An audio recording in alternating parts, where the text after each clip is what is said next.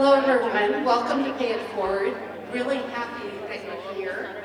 I know we have not been in this room since pre-COVID, so we forgot a couple of things from our community members. We forgot to get those darn carts out there in the parking to help bring you in here, but trust me, if you come back in the fall, there will be carts out there that will take you from there to here and back again.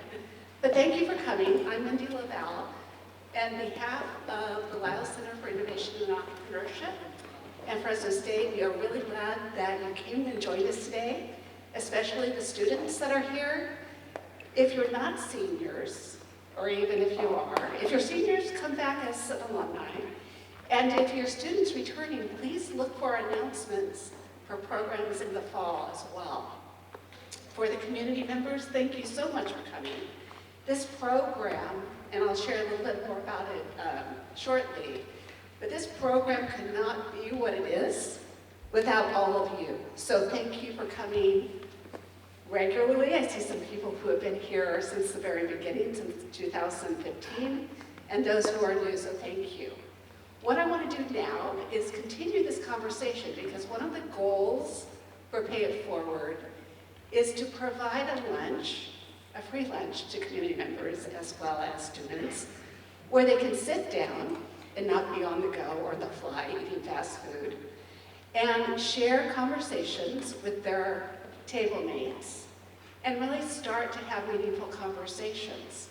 I've always found that sharing a meal is really important and can really help start those conversations. So we're going to take another 10 or 15 minutes. And I'd like you to answer during this if you're having a hard time figuring out what to talk about. I want to know what your favorite citrus item is, number one, and why you like that citrus item. Number two, if you're a student, I want you to share what you hope to be doing in a year from today, whether you're still in school or whether you're graduated, and share what your focus is, where you want to go, where your journey is going to begin post graduation. And for the community members here, if you have students at your table, I would like you to share some words of wisdom, maybe one word of wisdom or more, as to what you would like to, what advice would you give to the students sitting with you. So we'll be back in about 15 minutes. Enjoy your lunch and conversation, and we'll be right back shortly, and I'll introduce you to our speaker. Thank you. Okay, this is my least, many of you have heard this before, but this is what I don't like to do. I don't like to stop the conversation. Because once it gets to this level, it's really great. And that's one of the reasons why you're all here, is to have good conversation. But I do have to take a long pause because I want us to get to our speaker today. And it's really important that we do so and give ourselves enough time for questions. You have sound? You do have sound, that's good. For the students that are out here, if you need to go, or the community members, before we're done, please just get up and go. We understand that sometimes it's hard to squeeze in coming to these sessions between work and classes. So, and if you've got to get all the way across campus, you might need a few extra minutes to do so.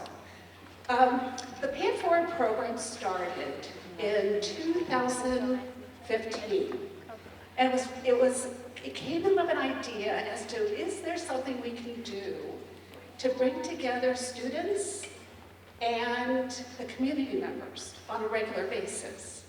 So since that time, we have grown pre-COVID up to about 200 people, typically in this room or the Satellite Student Union. And it's about half community members and half students. And that's by design. As many of you have seen, there are table placards on each of the tables with a student on there. The idea is that we want the students to sit in between the community members so they have an opportunity to meet those in the community that are interested in being here to get to know you. Because very rarely do we have an opportunity to come on campus. So that was done by design, and it's grown over the years. And then we were hit by COVID, of course, and we went online. Not as fun, and it didn't allow for this aspect of it, where you get this personal connection. The third goal, so first we wanted to create an opportunity for students and community members. We wanted to have a free lunch so that you can have this conversation. And third, we wanted to bring in a speaker that had roots or has a connection to the Central Valley. And so all the speakers we have have had one connection or another to Fresno and the greater community of Fresno as well as the Valley. They could have lived here, they could have gone to school here, they could have moved away and come back. It's just a connection that lets them know and understand who we are in the San Joaquin Valley, and that's been important. And part of the pay it forward that these speakers do is that they share with the students primarily, but with all the audience, what they have a glimpse at their personal and professional journey, and have sort of some, I guess, some transparency to life post their educational experience. So for several years, I think pre-COVID, I have been wanting to get our guest speaker here, and it's been really hard to do because he's very busy, and our schedules here sometimes don't coordinate very well, and haven't coordinated very well with the schedule, but we kept on trying. And then we had COVID. I said, no, we're going to wait until post-COVID to have our speaker today, Matt Shekoyan, join us. Matt is an old friend of both Claude, Laval, and me, who we've met.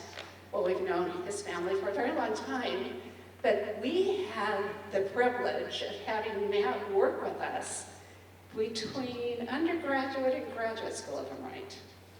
And we were really growing our international program at that point. And Matt came in and did a lot of different things for our organization. And I knew that there was going to be a moment in time when we were going to lose Matt as he moved on to continue his journey, whatever that was going to be.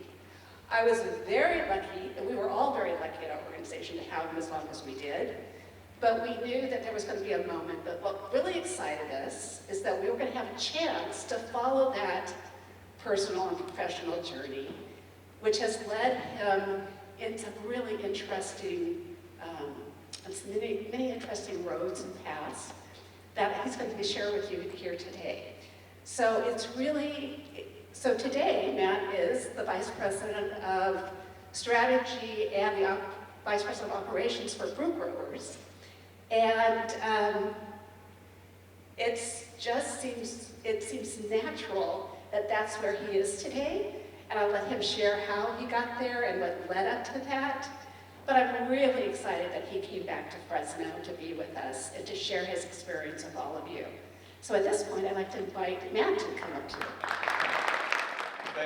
Thank you, Mindy, very much. It's a pleasure to be here. This is my hometown. This is where I grew up. Mindy and Claude, while I worked for you for, actually it was less than a year, it was 1995, and I'll talk about this a little bit. Your presence in my career has been constant, and so I appreciate your support and what you do for the community here in Fresno. I brought a fan club. I've got my mom, my father here as well, so in case this doesn't go great, they'll support me afterwards. But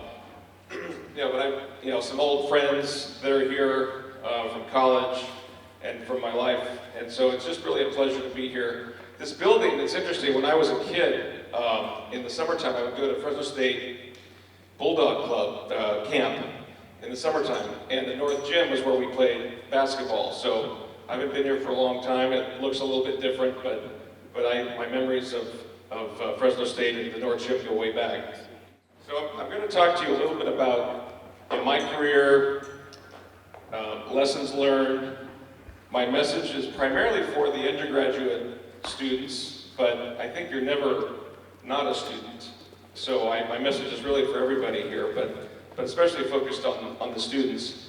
And hopefully there'll be some learnings that could apply for you in your career. You know, I was born in Los Angeles, but I spent basically years 1 through 18 at Fresno. And my background, my upbringing here was a very comfortable one. It was surrounded by family. There's some pictures of some cousins and grandparents. I went to Star and Gibson Elementary, Tenaya, Bullard High School, played baseball. We had a strong baseball team when I was there. We were state champs my junior year and senior year. And so life was good in Fresno.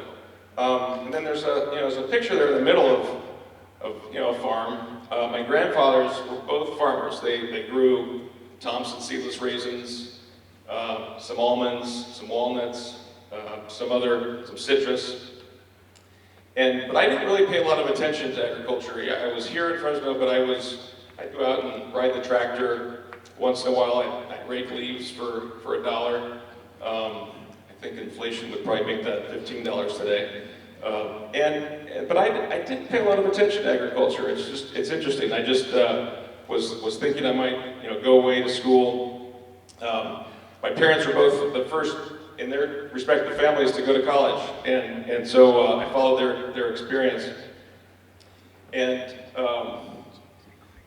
so I went to undergraduate to college at Berkeley, and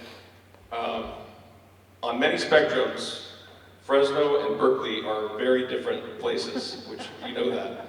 So, we get to Berkeley, and I'm away from home for the first time, and this was in the late '80s, early '90s. There was the community there was interesting, right? You had it's not just the student community, but you had the community of people that homeless folks and others that live around, and it was just a very different, eye-opening place.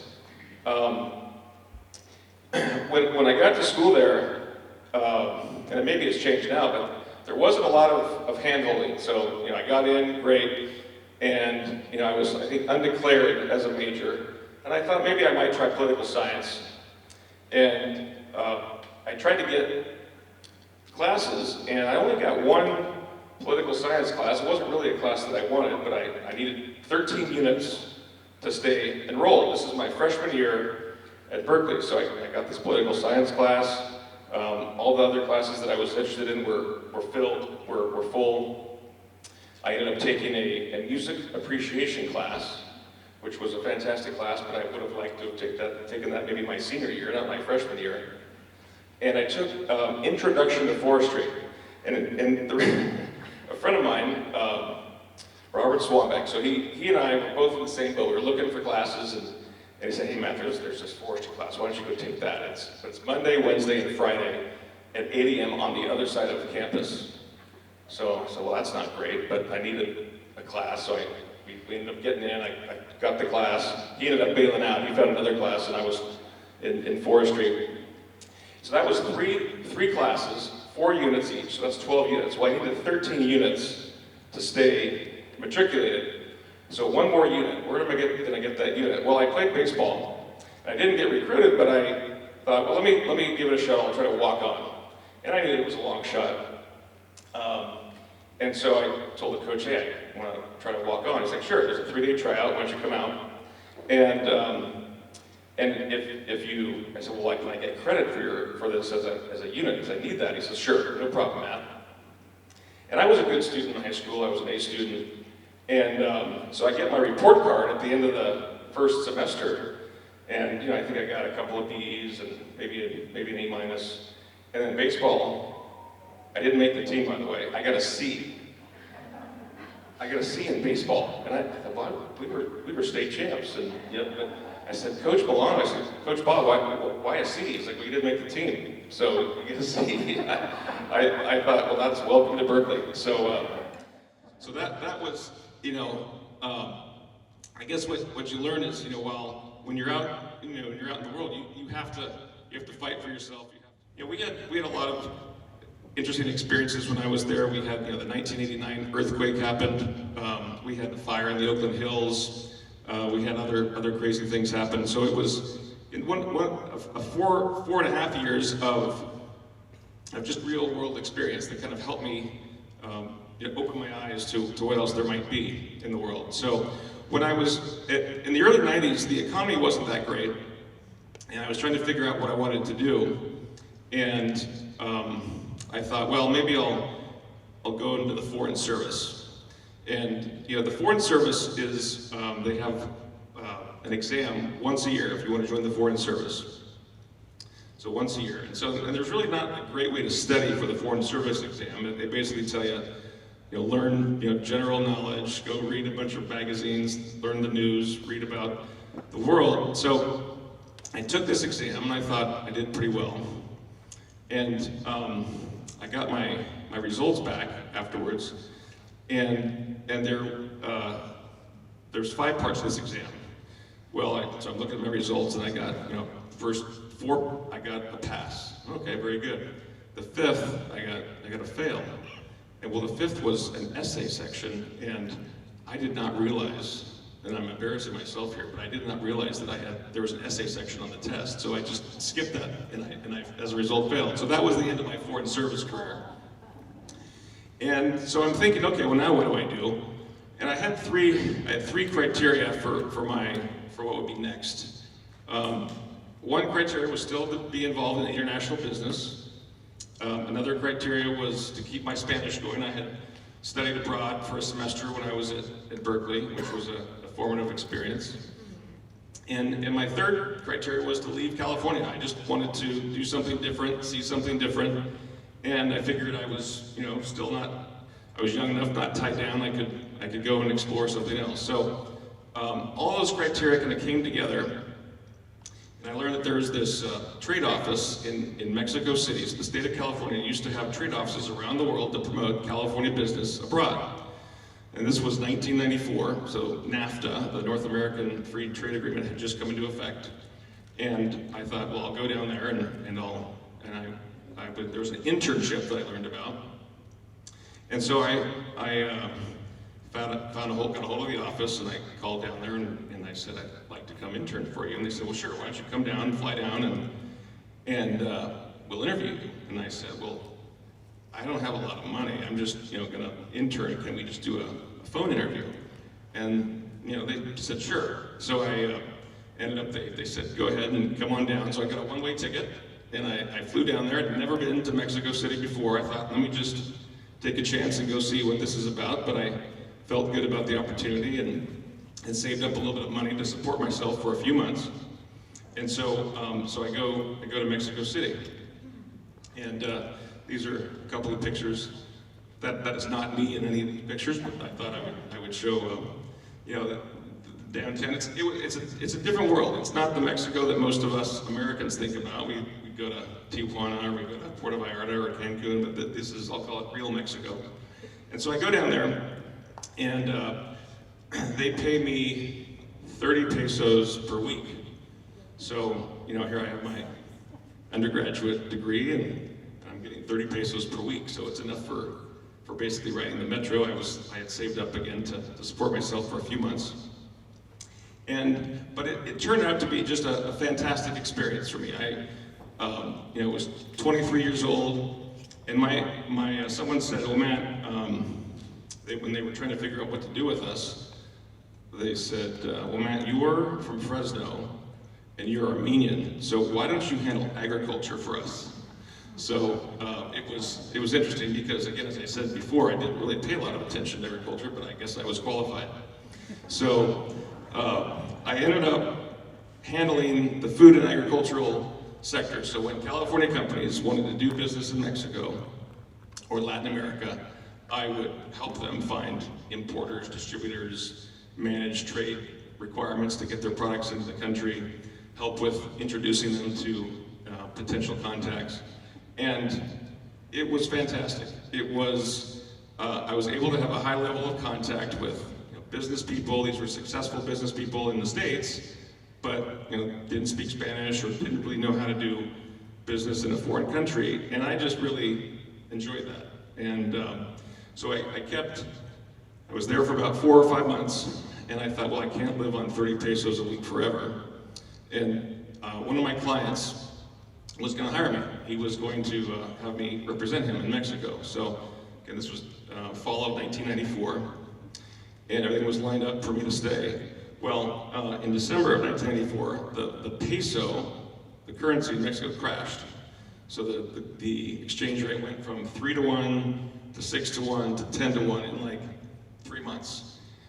That was my first. I had studied some economics in college. I was a political economy major, as it turned out. I was able to get some classes and get graduated. But that was my first economics lesson, right? It was, wow. The peso devalued, and all of a sudden, my job evaporated. So now what? So I come back to Fresno, actually, and I start looking for my next opportunity. And that's where I got introduced to Claude and to Mindy. And I guess, my message, and I've got a few of these, they're lessons learned across the way, and some of them are based upon mistakes, but for you, especially you students that are early in your life, early in your career, to get out of your comfort zone, to be comfortable being uncomfortable, because you don't know what you might end up choosing. And if I had never done that, I mean, who knows? There's no singular path in life or in your career, but certainly for me, taking that risk really led to a whole lifetime of opportunities, experiences, and relationships. So I did that. I came back. I'm in Fresno, and I get connected to Mindy and to Claude, and they took a chance on me, and they hired me as an inside sales representative. So I was doing customer support, customer service, focused on their Latin American clients. And this was my first real job. So I had an offer letter, I had benefits, I was pretty excited. And I really learned in these, and I was there for not quite a year, but I learned a lot about customer support, customer service. This was before really the dawn of kind of the internet age. So actually, when I was working there, I remember there was not an email account. There was internal email, but not external. So all the communication was, through phone or letters. And I remember, again, just stories you learn about customers. But we had a customer from Colombia who came to purchase some equipment. And he was somebody who I'd been talking to on the phone, and he was going to be in the United States. He wanted to come and purchase his equipment and take it back with him. And the equipment, a couple of the pictures here, these are examples of some of the products that we sold. And some were smaller, some were bigger. But he came up and he says, "Hey man, where do I pay?" And I said, "What do you mean, where do you pay? You have a check, right? And we'll take your check and we'll get it deposited." He says, "Well, no." And he had this big bulge in his pocket. And he took out, and I think it was $25,000 in cash. And I said, "Okay, well, we can get that deposited." But just the exposure to kind of international customers, wherever they might be, and for him it was totally natural to deal in cash. Probably didn't trust the banking system, and I suppose that money came from a good source. But so it was. But I made mistakes too when I was there, and I think it's important because we all make our mistakes and we learn from them, and I think that's just. So I remember we had another customer, this is an American customer who was buying a significant piece of equipment, and they came out from Ohio, and they came to the office, and I was to take them to lunch. So I'm 24 years old. I didn't really seem silly now, but at the time I didn't know if we had an expense policy. I thought, well, okay, we're gonna go to lunch. I'm gonna buy my lunch, and they're gonna buy their lunch, and so we go to a restaurant, and I pay for myself, and they're paying for themselves, and then they looked kind of a little upset, you know, and then later on I found out that, you know, it was, boy, you know, how they come all the way out from Ohio, they're buying our equipment, and you couldn't even take me to lunch, and so it was just, wow, I apologized, and we recovered, it worked out fine, but, you know, again, no one teaches you in school these things. You learn these things through being in business, through being out in the world dealing with customers. So it didn't all go perfectly, but it was really, overall, that year was set me up for really learning how to manage and deal with customers abroad. So after about the year point, my boss in Mexico, who realized he couldn't pay me 30 pesos a week forever, he called me up. He says, "Hey man, I've got a budget. I can pay you now. I can pay you in dollars." And you know, it was not an easy decision to make, but because you know, when I was working with Claude and Minnie, despite these mistakes that I was making, I was doing enough well. I think there was an opportunity to do more within their company, but you know, I decided to take this chance and go back to Mexico again. So I did that. You know, and I guess done enough good work during that internship period that they brought me back, and I was able to go, and now I had an official position. I was working for the California Department of Food and Agriculture as their Director of Agricultural Trade. So I thought, well, that's pretty cool. And so I was helping companies, you know, do business in Mexico. You know, some examples. You know, the California fresh apricot industry was trying to promote their products there, wineries, and then, you know, Nissan Foods, which it's a Japanese company, but they manufacture in Gardena, in Southern California, the cup of noodles, so help them get distribution. So it was really you know, 2.5 years. Gosh, a lot of things happened to me during that period of time. I met, didn't know it at the time, but I met a woman who became my wife later on. So. I ended up importing her back into the United States. And it was, you know, I got the chance to travel to South America, to Chile, to Brazil, to Argentina, and see those markets and those opportunities for California products. So, you know, for someone in their mid-20s, again, I had no right probably to do these things, but you know, you take a chance, you get into an opportunity, and then, you know, you never know where things will lead. So, you know, the message, you know, another lesson is just to continue to whatever you do in your students now, and remember who your professors are, your fellow students, you know, people that mentor you, you know, to cultivate your network, you know, today and always. You never know where your next opportunity is going to come from. And so, you know, the people that you're with now, you know, they could be lifelong partners and friends and colleagues, and so just remember to not take those relationships for granted.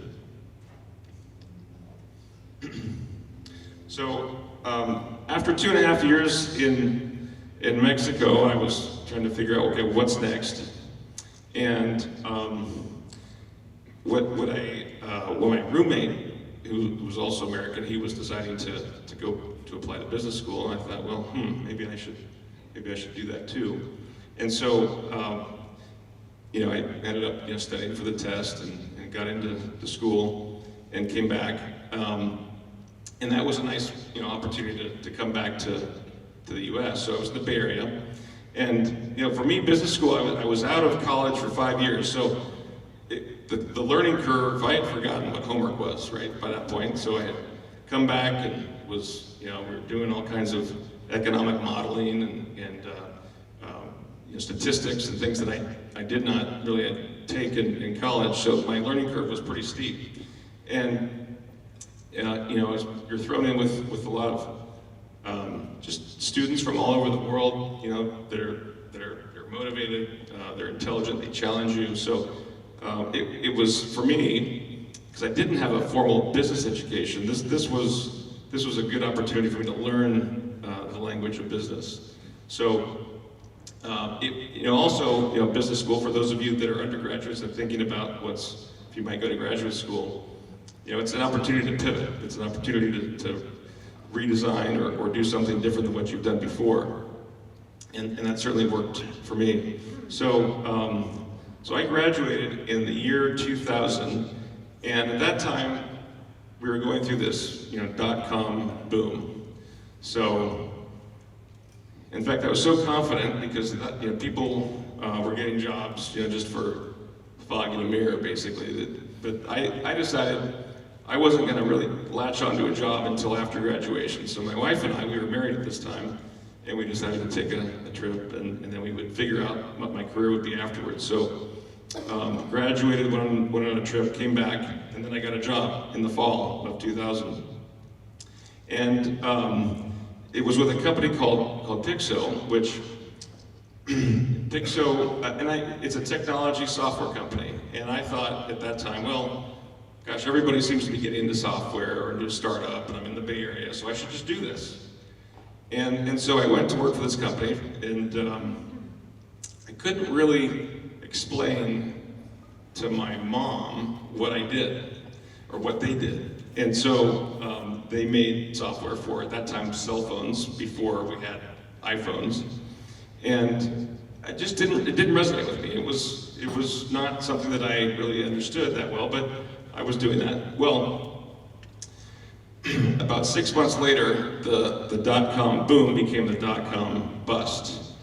And so our company went through a layoff, and they laid off about 45% of the employees, and I was one of those impacted. So I went from MBA to unemployment in less than 10 months. So, 30 pesos a week, unemployed after an MBA. So, a lot of adversity. And so, I pick myself up and I think, okay, what's going to happen next? And back to cultivating your network and your relationships. One of my friends that I knew through business school, he says, well, Matt, hey, there's this company that he knew I had worked in agriculture in Mexico, again, because I'm from Fresno and I'm Armenian. And he says, why don't you go and why don't you go talk to them? So this company at the time was called Roll International. Today they're known as The Wonderful Company. Linda and Stuart Resnick, who many of you probably know. And I had never heard of this company. So here I am, I grew up in the Valley, didn't know much about them. They had a much lower profile then than they do now. This was 2001. But that one connection that I had led to me getting an opportunity to interview and then work for the Resnicks. And so again, back to just remember to cultivate these relationships. And so I was in the Bay Area. We moved to Los Angeles. We were working for the company, and most of my time while I was living in Los Angeles, I was spent up in the Central Valley helping support their pistachio business, their pomegranate business. I was involved with the launch of the Wonderful Pomegranate Juice 2002. And that was fun. That was kind of a rocket ship within the company. We went from zero to nationwide distribution for that product in 18 months. So extremely fast. And I was there over time for 17 years. Roles in manufacturing, roles in marketing, strategy, finance. I was the CFO for Wonderful Citrus for about 8 years, which was a wonderful experience. And when I first started, we were partnered with another company on this Cuties product. And so there's divorce in life. Well, there's divorce in business as well.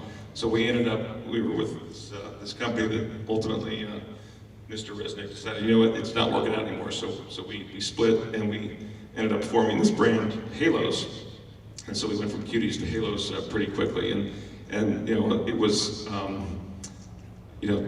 lots of spending time with lawyers. During my time there, we were in litigation, and no offense to any of the attorneys in the room, but that wasn't necessarily a fun part of work, but it was just part of business.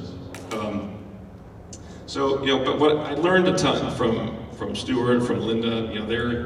They're nothing if not aggressive, and nothing if not unafraid to reinvent themselves and their products and their business, and just ended up getting a lot of opportunity that I don't know that I would have gotten anywhere else.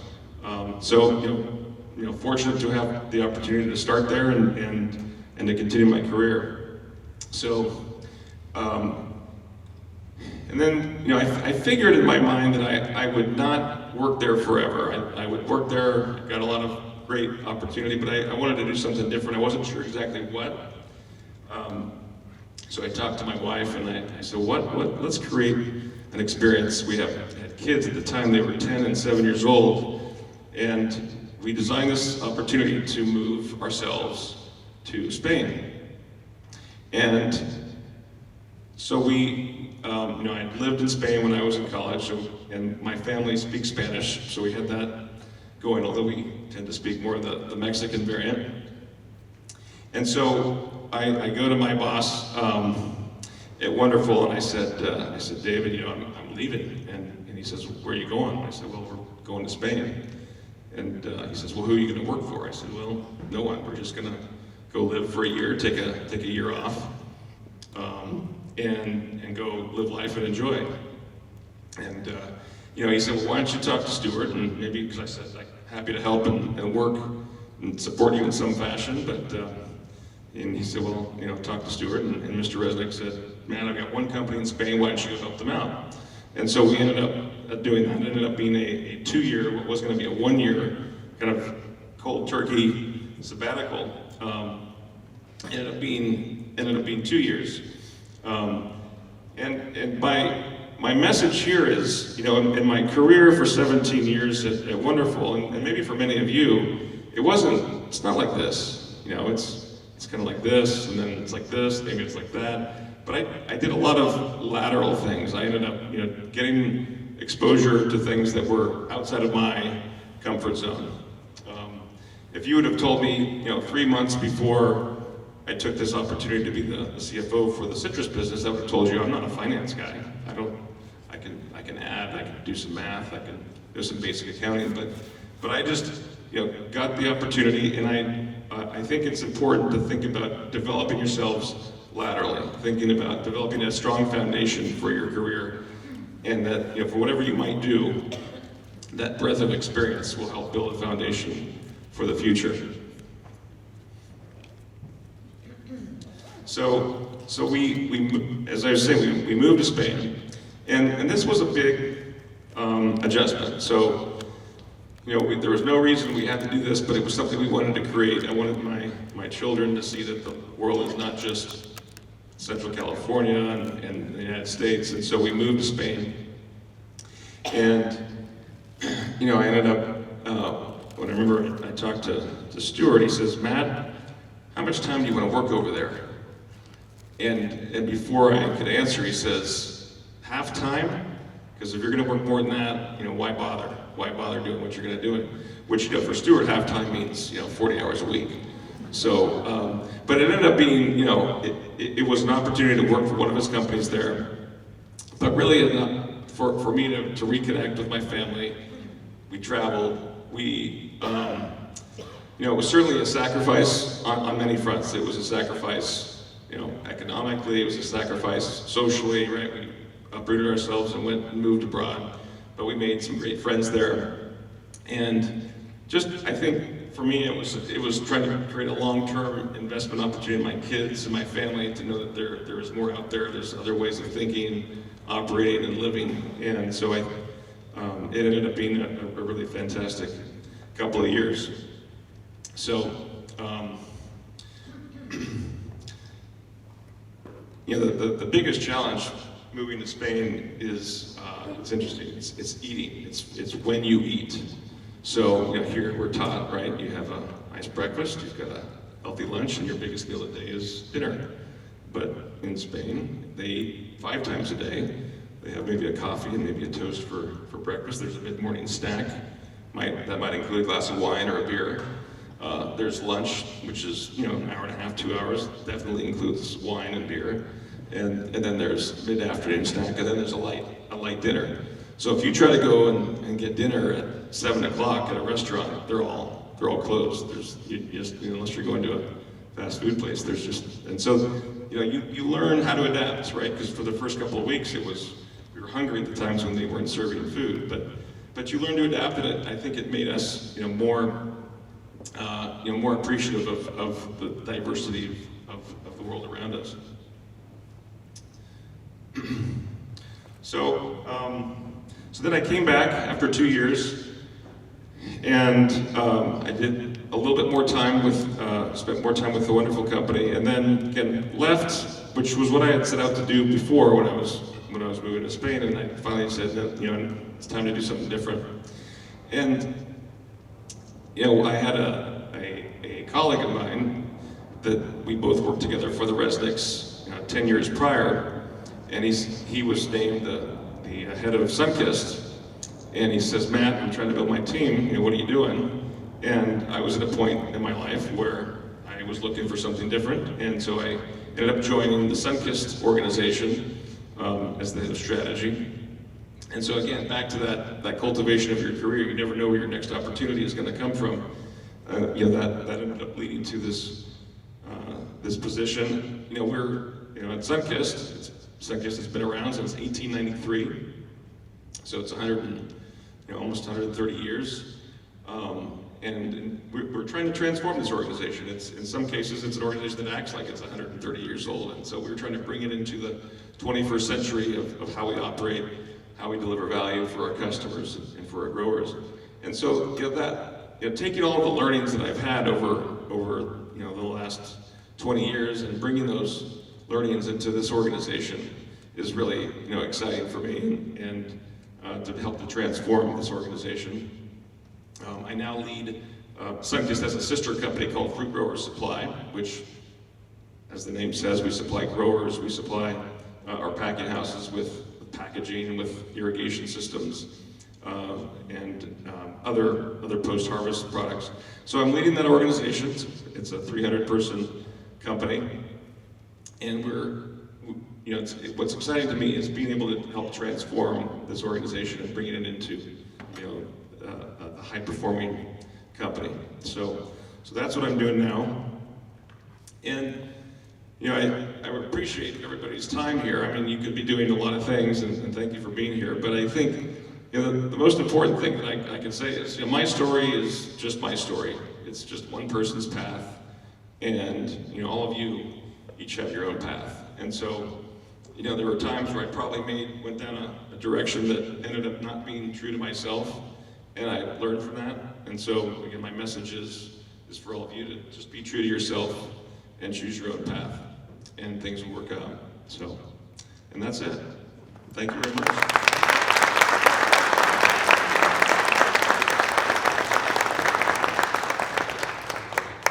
Are there any questions? This would be, Matt covered a lot of territory here. And if there are any questions, this would be a great time, and we do have time, to ask. So I'll give this back and I'll come up there and join you. So what are some steps that Sunkist is going to take to take a lead into the 21st century? What are some steps that Sunkist is going to take to make progress into the new modern world? So, a few things. First, it's about people, and it's about setting up a culture of results and accountability. And so we spent a lot of time thinking about our mission, thinking about what we're up to and what we're supposed to establish in terms of value for our growers.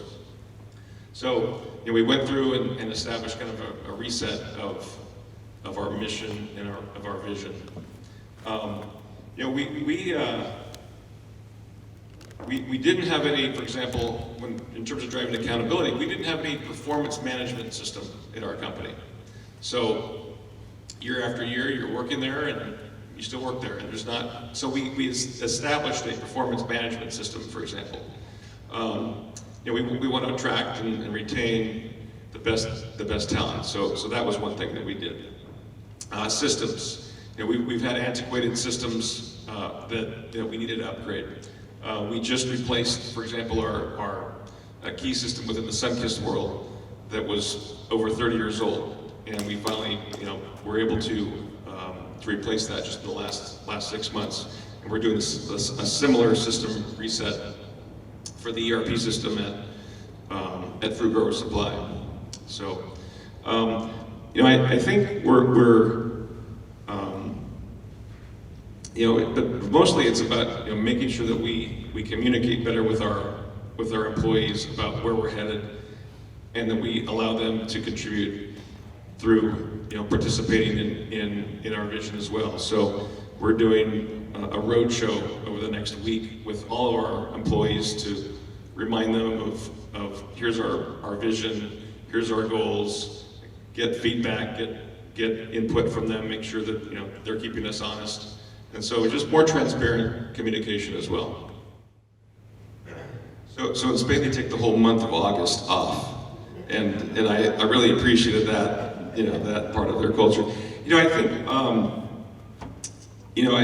I would try to catch myself about trying to say something that's better or worse, and what I came to was things are different.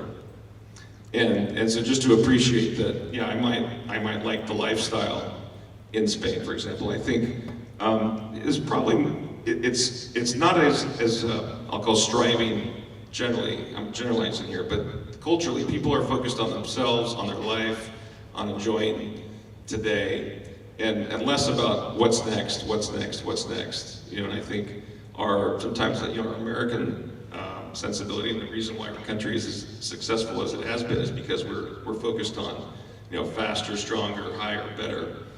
And over there they've got a more balanced approach. I don't know that one is better or worse. I think personally I'd like to be able to float between two. There's times when I want to be go. And when you work over there, their day is split into 2 days. They've got their morning, they've got the lunch, which kind of breaks it up, and they've got the afternoon, evening. And that to me was not productive. I found that I would lose momentum, and then you come back, especially after a glass of wine, and you somehow you aren't working quite as hard as, and that was challenging to my sensibility. So I don't know that there's better or worse, but certainly I do appreciate the lifestyle over there and the focus on community, on family, on getting to know your neighbors. I think but not that you can't do that here as well, but that's that aspect of the lifestyle I really enjoyed, just that focus on sharing and being social. For the students, does Sunkist offer internships, summer internships in different disciplines maybe? Yeah, it's funny. In fact, we're starting to do that. And one of my colleagues, who's a Fresno State alum, she's bringing on a Fresno State student. I can't remember his name, but he's going to be interning for us this summer. I think he's an ag business student from Fresno State. I think he graduates this December, if I'm not mistaken. So we're just starting to do that. So we have not historically had much of an internship program, but I'd be happy to talk to you directly about that, because I think that's going to be the seed corn for our future development. I'd say you just think about what you're afraid of. I think there's not like a right or wrong here, right? There's nothing wrong with staying in your comfort zone and just doing what you want to do. If that's what you feel you want to do, that's fine. I don't think I want to prescribe a certain thing for everybody, but I think maybe talk to other people that have done something that is out of their comfort zone, and did they survive? Did they crash and burn? I mean, usually we figure it out, right? And I think especially when it gets harder when you're later on in your life. Usually you've got more obligations, right? You've got a home, your kids might be in school if you're in a relationship. There's other things that make it harder. And it wasn't easy when I was, decided to pull the ripcord and move to Spain, right? I had kids in school, and we had a community, and I had a job, but I didn't want predictable. I was, and this is me, but I could kind of see the probable next 5, 10, 15 years, and I just wanted to do something different. So I think, seek out friends or other acquaintances that have done something, and most of the time, what you think is scary or what you're fearful about is really not that big a deal, in my opinion. So I think it's just pushing yourself to, to get other people. If you declare something, if you declare something that's, seems risky, and you declare it to somebody else, and have them hold you accountable for, when are you going to do that? What's the first step that you're going to do? What's the next step to achieve that? And then have somebody else hold you accountable to making even baby steps. I think you'll find that because I could have said, you know what, it's not the right time to move our family to Spain. Let's do it next year. Let's do it next year. And I got something at work that needs me, so I can't do it now. But you have to be a little bit selfish too for these things, right? Because when you're making a choice to do something different, it's it is for yourself, and that's okay. So I don't know if that's helpful. Yeah, it's interesting. When so Sunkist growers, and maybe I should have talked a little bit about who we are, but we represent 2,000 growers in the Central Valley, citrus growers. And they're mom and pop growers, they're bigger growers, 2,000 growers of citrus. And so most of what we do operationally is to market that fruit. 70% stays in North America, 30% goes to export. But we have a brand, we're one of the first brands in fresh produce that goes back to the early last century. And we have a licensing division where we license our trademark, the Sunkist brand, to companies that put our brand onto their products. So Sunkist soda, for example, we license our brand to Keurig Dr. Pepper, which puts the brand, they manufacture the sodas and sell them, and we retain a royalty. When I first, and most people in the world, because Sunkist is a global brand, it's one of the most recognized brands in fresh food. Most people don't know Sunkist through our fruit. They know us through fruit gems, or through a snack, or through an ice cream, and these are products that are all over the world. So part of our strategy is to help leverage what's important about our brand. We're from California. It's a fun brand.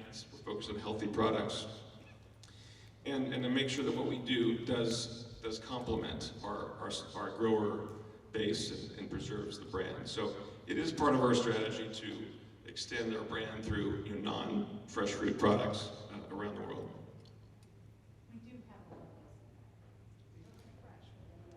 Yeah, Manny and I were joking that she was looking for Sunkist fruit in the local markets to have available, but we tend to ship a lot of our fruit, further east and south, and so we haven't had a strong presence here in the Central Valley lately.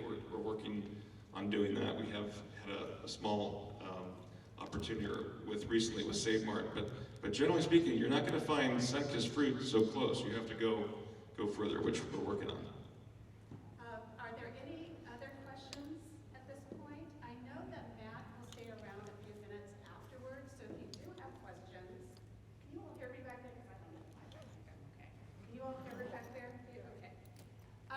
But first of all, I would thank you. It's been a long time getting you here, and I'm so glad you came, and the lessons learned and your journey, I think, resonates with a lot of us, and especially being open to that change and being able to be willing, whether it's with both feet or just one foot at a time, going into those changes. I think some of those lessons are great for our students and a lot of our adults too. It's a nice reminder that we need to keep on doing that. But thank you so much for coming. Thank you for having me.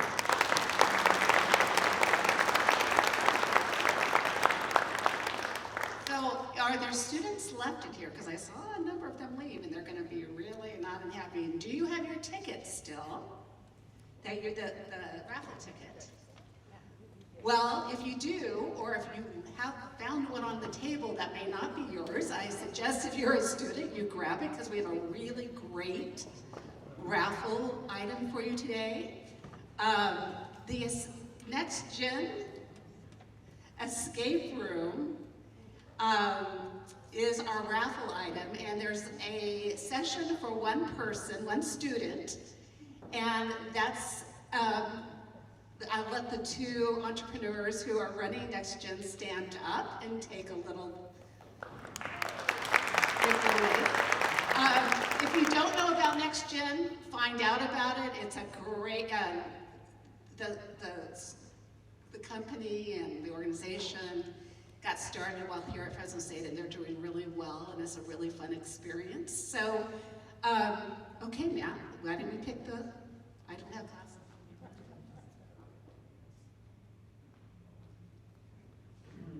Okay, 376721.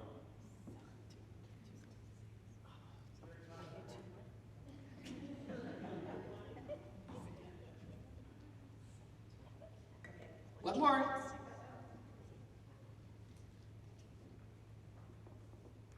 Three, 76708. Yay! Okay. So, you know what you can do? If you will see Tina Baker, Tina, I want to wait for her. Tina's right behind you. And she will give you the information, and I hope you enjoy your experience at Next Gen. Thank you. Thank you again, everyone. Thank you all for coming. Again, this program would not, we're ramping up again post-COVID. We're really excited for what's coming up in the fall. We'll have 3 sessions in the fall for the students. Please pass it on and that this opportunity is available for them. They just need to register so that we have a food count. Typically, the sessions are in here or in the Satellite Student Union, one of the 2 places. Please know where it is so that you don't have to run from one side of the campus to the other. And to the community members, thank you for taking the time to be here today. I value you so much, and from the beginning of this program, we could not have ever gotten it to the place we are in so many years and so many sessions if you weren't here. And thank you for the Lyles Center, Tina particularly, who's here, who is sort of the heart of this program, who helps coordinate everything. And Emil, who's the director of the Lyles Center. I'm told I should say happy early birthday. And if anybody wants to go shake his hand, he would love it. I'm not going to sing happy birthday to him, but what I am going to do is to invite you all to come back in the fall. Look for the announcements. We'll have sessions in September, October, and November. We're a little close to finals right now for the students, so I think we might not have had the big student pool today. But thank you all for coming. And Matt will be here for a little while if you want to talk to him, and I hope to see you in the fall. Thank you.